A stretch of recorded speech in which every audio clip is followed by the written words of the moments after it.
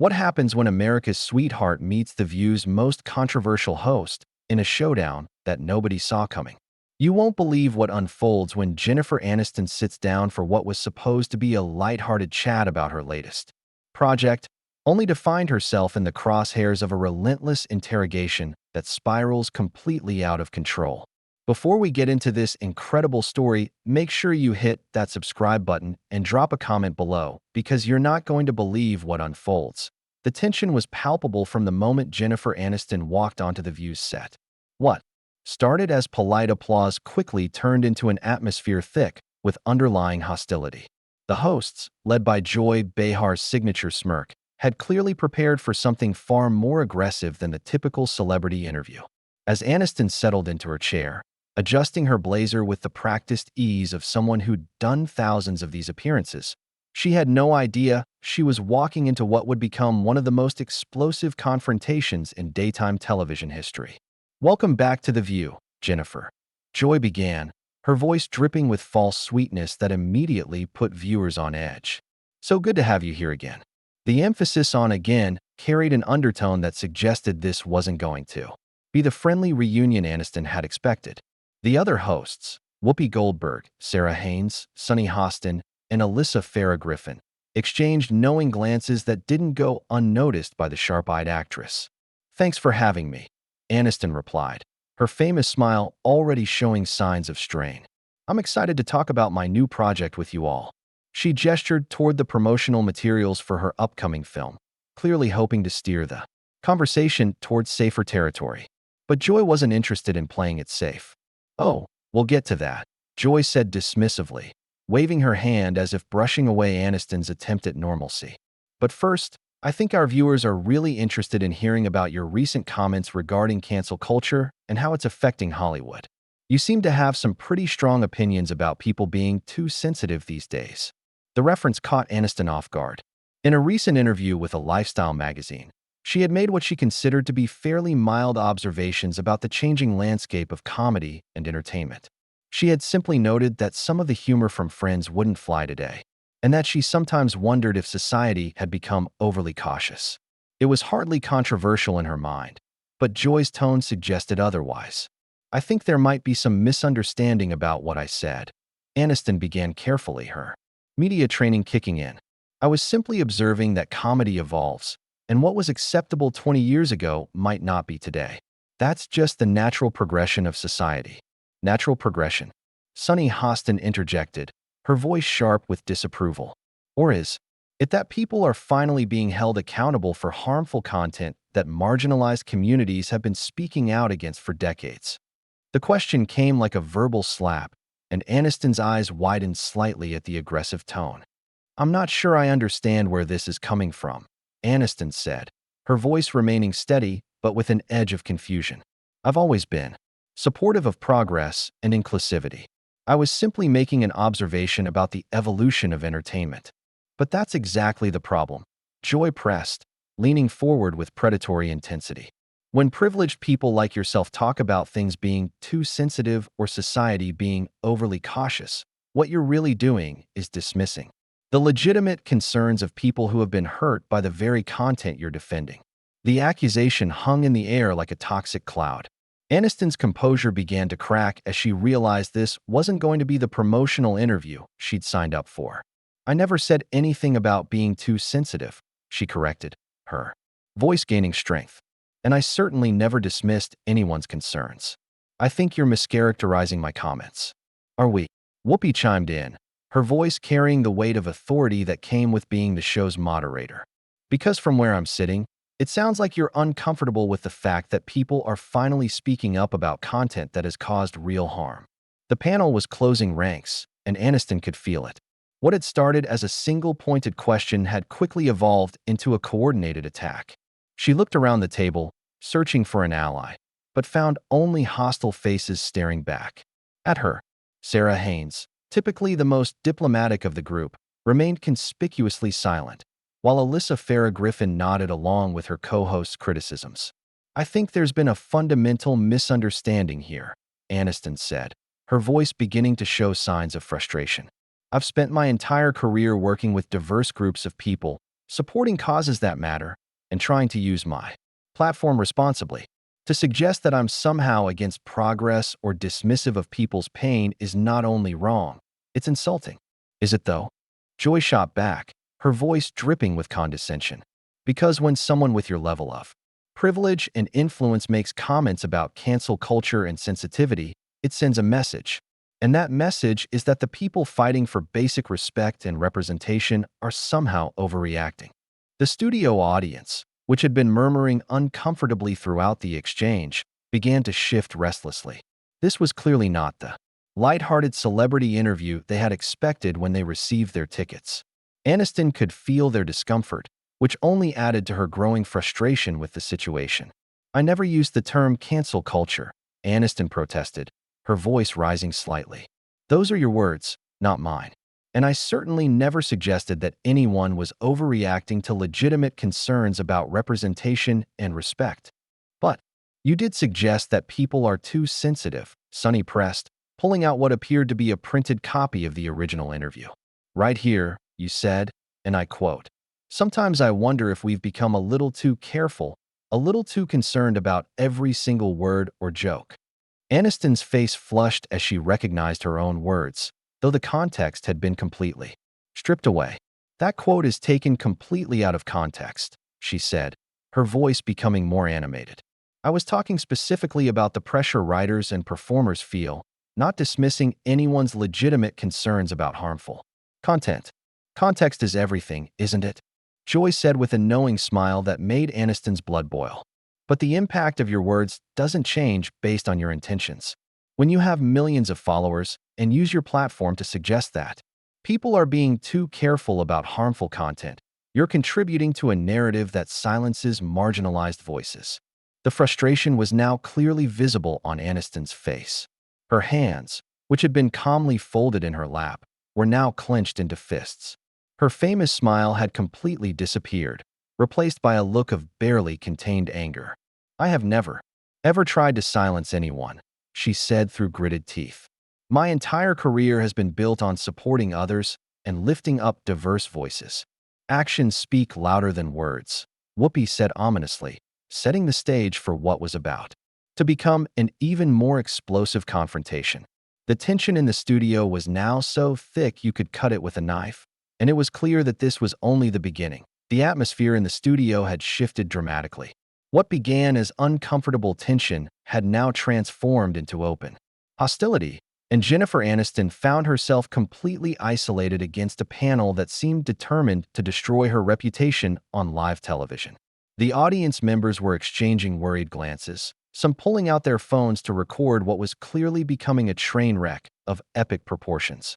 "Let me ask you something, Jennifer," Joy continued, her voice taking on an even more aggressive tone. "Do you think it's appropriate for someone in your position to minimize the experiences of people who have been genuinely hurt by discriminatory content in entertainment?" The question was loaded with accusation, and Aniston could feel the trap closing around her. "I have never minimized anyone's experiences," Aniston replied, her voice now carrying a sharp edge that her fans rarely heard. "What I'm trying to explain to you is that my comments were taken completely out of context, and you're deliberately misrepresenting what I said to create a narrative that simply isn't true." "Misrepresenting?" Sunny laughed bitterly. "Jennifer, we're literally reading your own words back to you. How is that misrepresenting anything?" She held up the printed interview again, waving it like evidence in a courtroom. "You said what you said, and now you're trying to backtrack because you're facing consequences for it." The word consequences hit Aniston like a physical blow. Her eyes flashed with anger as she realized that this wasn't just a hostile interview. It was a public execution. "Consequences for what exactly?" she demanded, her voice rising. "For having a nuanced view about the evolution of comedy? For suggesting that writers and performers face pressure in today's climate? Since when is thoughtful discussion about industry changes a crime? Since it contributes to a culture that silences marginalized voices?" Whoopi interjected, her tone brooking. "No argument. When you have the platform you have, every word matters. And your words send a message that people fighting for basic dignity and respect are somehow going too far." "That is absolutely not what I said." Aniston exploded, her famous composure finally cracking completely. I have spent decades supporting marginalized communities, donating millions to causes that matter, and using my platform to lift up voices that need to be heard. How dare you sit there and suggest otherwise? The studio fell silent for a moment, shocked by the intensity of Aniston's outburst. But Joy wasn't finished. She leaned back in her chair with a satisfied smirk, clearly pleased that she had managed to get under the actress's skin. "Well, there's the real Jennifer Aniston," she said mockingly. "Not the carefully crafted public persona, but the person who gets angry when she's called out for her privilege." "My privilege." Aniston's voice was now dangerously low. "You want to talk about privilege? Let's talk about how you've built your career on attacking people who can't defend themselves, on creating controversy where none exists, on twisting words and destroying reputations for the sake of ratings." The accusation hung in the air like a bomb waiting to explode. Joy's smirk faltered for just a moment before returning with renewed venom. "I've built my career on speaking truth to power," she shot back. "On calling out hypocrisy and holding celebrities accountable for their words and actions. If you can't handle that, maybe you shouldn't be giving interviews." Speaking truth to power. Aniston laughed, but there was no humor in it. "You're attacking someone who has done nothing. But try to have an honest conversation about the challenges facing the entertainment industry. That's not speaking truth to power. That's bullying." "Bullying." Sarah Haynes finally spoke up, her voice filled with indignation. "Jennifer, you're sitting here as one of the most powerful people in Hollywood, complaining about being held accountable for your words. That's not bullying. That's consequences." "There's that word again," Aniston said, her voice dripping with sarcasm. "Consequences. For what? For having an opinion? For trying to have a nuanced discussion about complex issues? Since when did having a different perspective become a crime punishable by public humiliation?" "Since your different perspective reinforces harmful narratives," Sunny fired back. "When you talk about people being too sensitive or too careful, you're giving ammunition to people who want to dismiss legitimate concerns about representation and inclusion." "I never said people were too sensitive," Aniston shouted, her voice echoing through the studio. "I said the industry has become more careful, which is largely a good thing. But apparently, even acknowledging that change exists is somehow problematic. In your world." "Your world." Joy pounced on the phrase like a predator sensing weakness. "What exactly do you mean by your world, Jennifer? Are you suggesting that we live in some different reality than you do?" The question was clearly designed to provoke, and Aniston walked right into the trap. "I mean a world where every word is scrutinized, where every comment is twisted, where having a thoughtful discussion about industry changes gets you labeled as some kind of villain," she said, her voice rising with each word. "Maybe that's because your thoughtful discussion sounds a lot like complaining about progress," Whoopi said coldly. "Maybe it's because when privileged people like you talk about things being too careful, it sounds like you're nostalgic for a time when harmful content could be broadcast without consequence." "That's not what I said, and you know it." Aniston was now standing, her chair pushed back as she faced the panel. "You're putting words in my mouth, twisting my meaning, and creating a narrative that bears no resemblance to what I actually believe or what I actually said." "Are we?" Joy challenged, also rising from her seat. "Because from where I'm sitting, it sounds like you're upset that you can't say whatever you want without facing criticism. It sounds like you're frustrated that people are finally speaking up about content that has caused real harm. I'm frustrated that I can't have an honest conversation without being attacked." Aniston shot back. "I'm frustrated that asking thoughtful questions about industry changes somehow makes me the enemy. I'm frustrated that you're more interested in creating controversy than having a real discussion." "Real discussion?" Sunny laughed harshly. "Jennifer, you came on this show to promote your movie, made controversial comments about cancel culture, and now you're angry that we're asking you to defend them. That's not us creating controversy. That's you facing the consequences of your words. For the last time, I never mentioned cancel culture." Aniston's voice was now hoarse from shouting. "Those are your words, not mine. You're creating a controversy where none exists, and you're doing it for one reason: ratings." The accusation hit its mark. The hosts exchanged glances, and for a moment, the carefully orchestrated attack showed cracks. But Joy quickly regrouped, her voice becoming even more venomous. "Oh, so now we're just doing this for ratings? Not because we genuinely care about the issues?" Not because we think it's important to hold powerful people accountable. I think you care more about creating viral moments than having honest conversations, Aniston replied, her voice steady despite her obvious anger. I think you care more about tearing people down than building anything up. The studio audience was now completely silent, riveted by the spectacle unfolding before them. This had gone far beyond a typical daytime television disagreement. This was a full-scale war, and everyone could sense that something explosive was about to happen. The tension was building to a crescendo that would soon reach its breaking point. Joy Behar, sensing that she had pushed Aniston to the edge, decided to deliver what she thought would be the final blow. "You know what, Jennifer?" she said, her voice dripping with condescension. "I think the real issue here is that you're uncomfortable with the fact that your generation of celebrities is finally being held accountable. You're upset that you can't just say whatever you want without facing criticism from people who actually understand what it's like to be marginalized." The words hit Aniston like a physical slap. Her face went pale, then flushed red with rage. "My generation," she repeated, her voice dangerously quiet. "Let me tell you something about my generation, Joy. We've been fighting for progress since before you decided to make a career out of attacking people for sport. We've been supporting causes, donating money, and using our platforms responsibly, while you've been sitting here creating drama for ratings." "Oh, please," Joy scoffed, clearly not realizing how close she was to crossing a line from which there would be no return. "Your generation talks a good game about supporting causes, but when it comes to actually changing your behavior, when it comes to acknowledging that some of the content you've been part of has caused harm, you get defensive and start crying." "About cancel culture. I have never cried about cancel culture," Aniston screamed, her voice echoing through the studio with such intensity that several audience members visibly jumped. "I have never defended harmful content.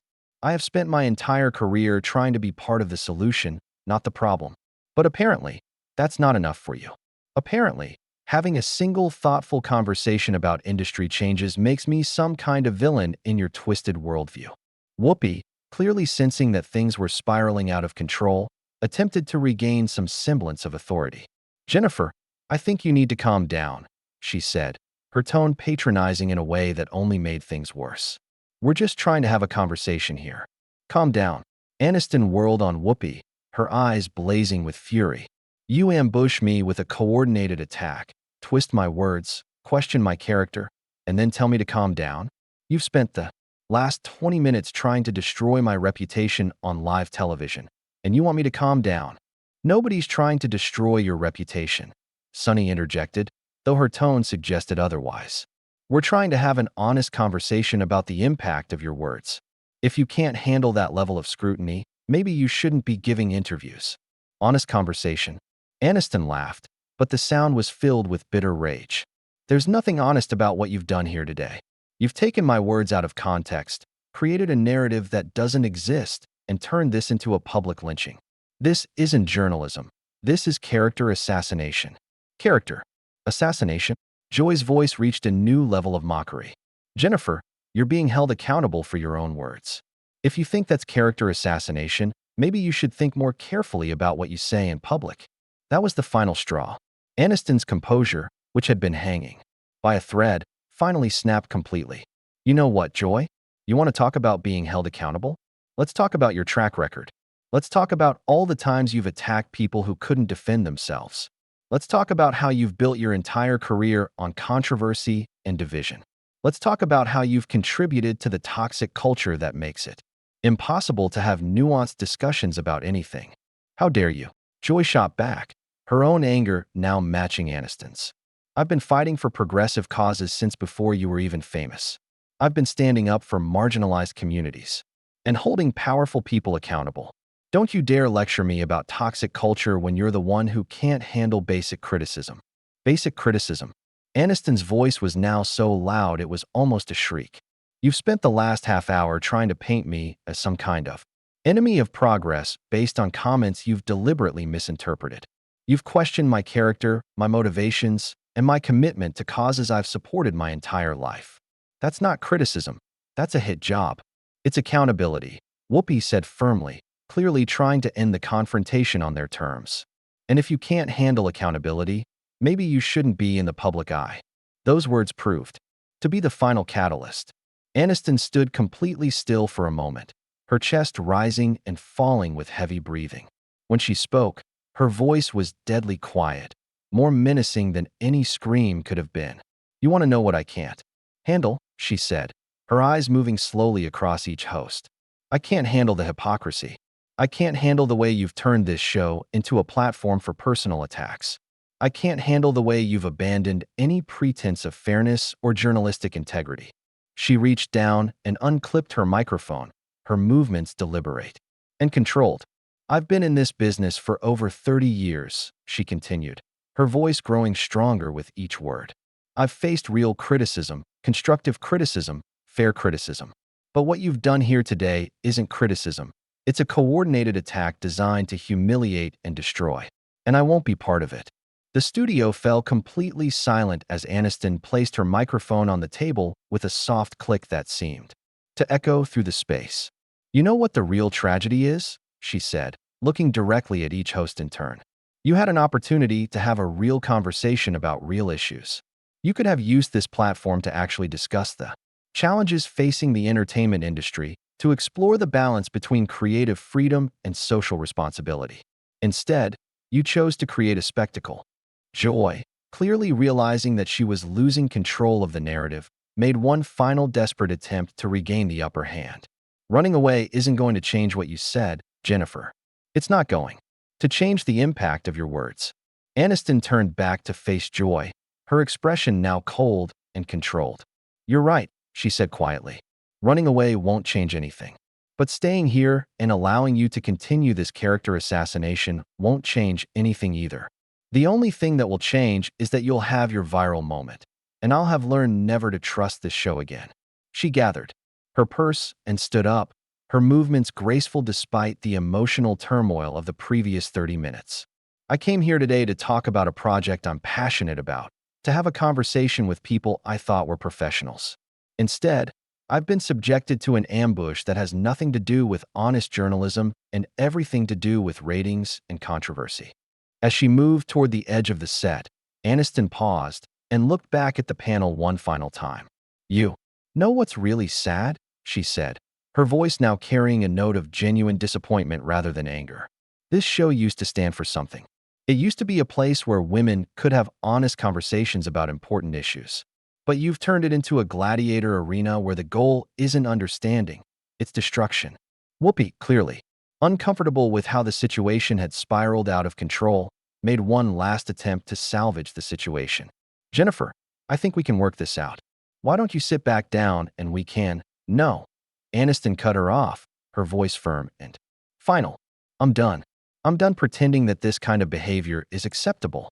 I'm done enabling a culture that values controversy over conversation. And I'm done participating in my own public humiliation." With that, Jennifer Aniston walked off the set of The View, leaving behind a panel of hosts who suddenly seemed to realize they had gone too far. The studio audience sat in stunned silence, watching as one of America's most beloved actresses disappeared behind the curtain, her dignity intact despite the brutal assault on her character. The cameras continued rolling, capturing the awkward aftermath as the hosts looked at each other with expressions ranging from defiance to uncertainty. They had gotten their viral moment, their explosive confrontation, their ratings-grabbing drama. But as the reality of what they had done began to sink in, it became clear that their victory might have come at a cost far greater than they had anticipated. The silence in the studio was deafening, broken only by the whispered conversations of audience members who had just witnessed something unprecedented in daytime television history. What had started as a simple promotional interview had ended with one of Hollywood's biggest stars walking away from one of television's most influential platforms, leaving behind a trail of burned bridges and unanswered questions about the toxic culture that had made such a confrontation possible.